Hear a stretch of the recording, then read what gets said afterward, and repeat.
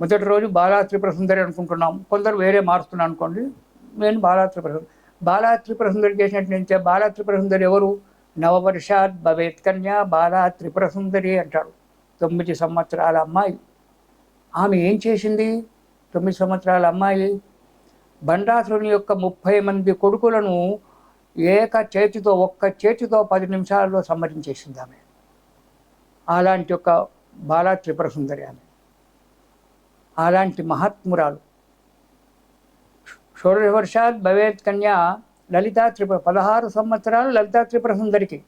ఆమె బిడ్డకు 9 సంవత్సరాల వయసు. చూడండి.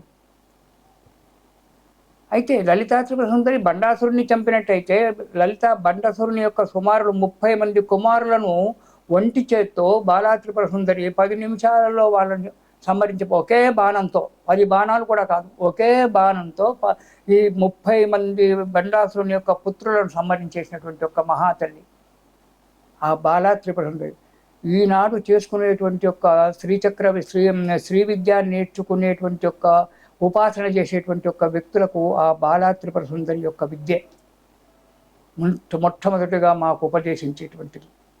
ఆ బాలా త్రిపుర సుందరి చేసిన తర్వాతనే లలితా కొంచెం. ఆ బాలా త్రిపుర సుందరి అలాంటి యొక్క ఆమె దగ్గర వాగ్బీజము, శక్తి బీజము, కామబీజము ఇలాంటి యొక్క అన్నీ ఉన్నాయి.